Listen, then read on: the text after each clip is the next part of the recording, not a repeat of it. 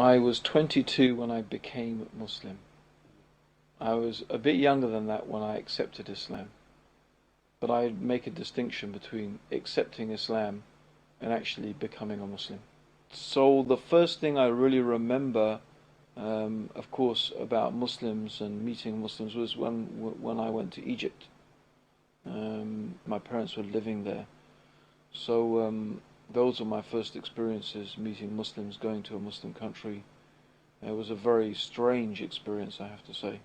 I mean, the thing that sticks in my mind is that how generally happy people were, even though they didn't really have any reason to be happy. I mean, according to Western standards. According to Western standards, the reason to be happy is when you've got a nice car, you've got a nice house, you've got a nice, got a nice girl, right? And you've got lots of money to have a good time, and then you're happy, right? I mean, that's the Western standard of happiness. But if you go, well, you go to Egypt, I mean, certainly when I went there, you didn't see that. People were extremely poor.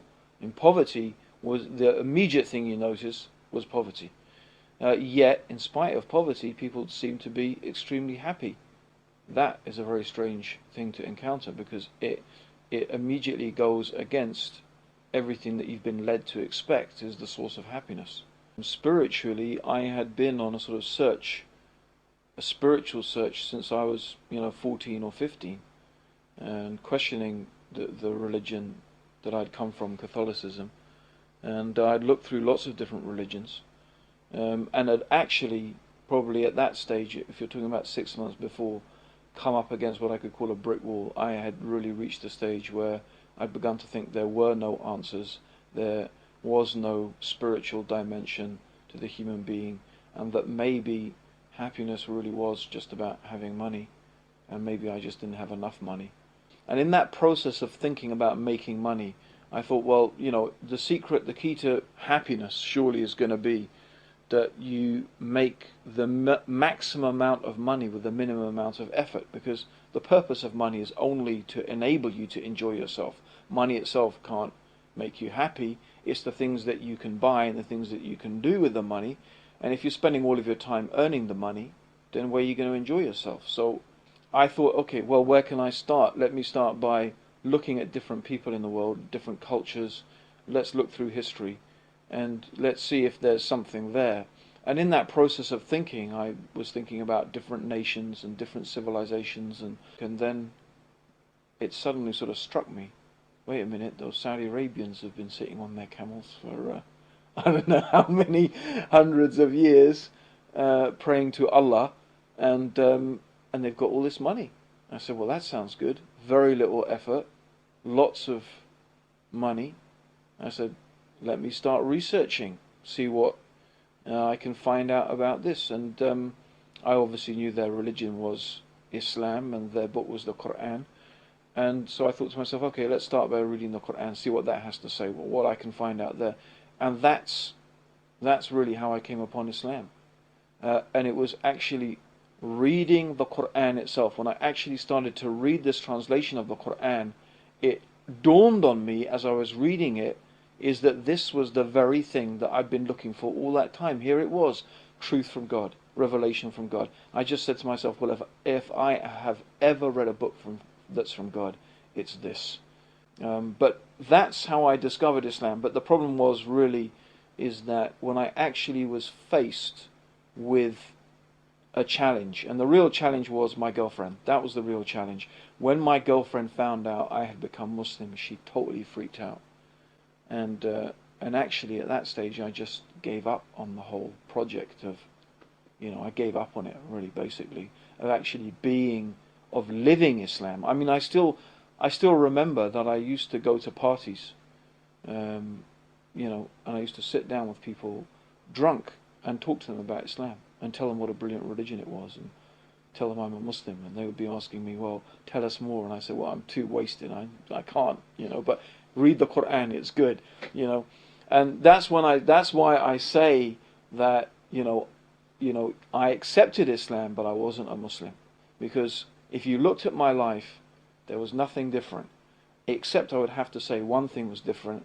I was more miserable than I had ever been in my entire existence, because I now knew the truth, and I also knew that I was not living the truth that I knew, and that was the worst condition, and perhaps is the worst condition that you can ever be in. And things became, you could say, also worse between me and my girlfriend. Ironically, the one that I had, given up practicing Islam for because she was freaked out.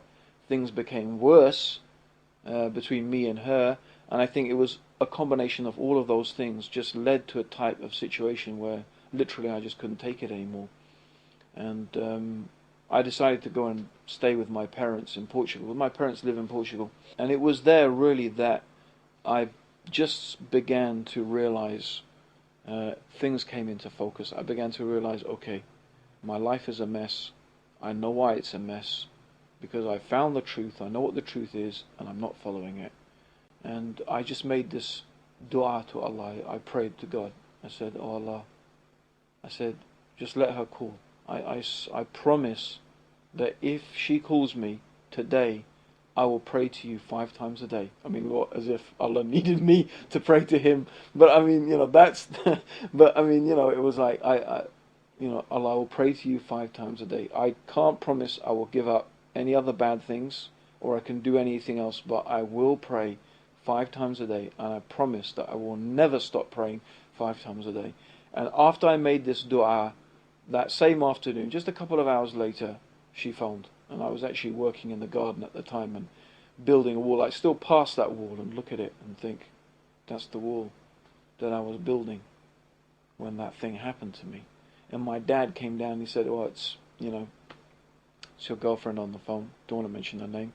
And I put down the spade, and I don't even remember what she said, because I wasn't thinking about her anymore. I was thinking about, I have to go and pray now.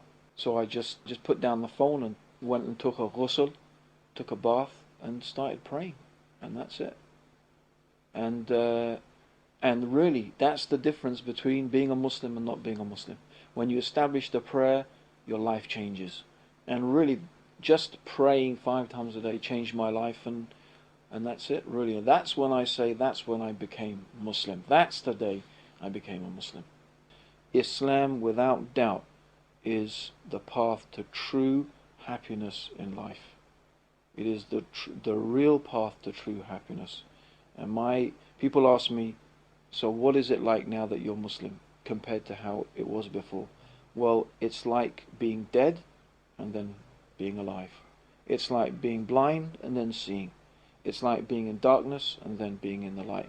That's how different understanding the truth of the Quran and the teachings of Islam is to that way of life that is away from that.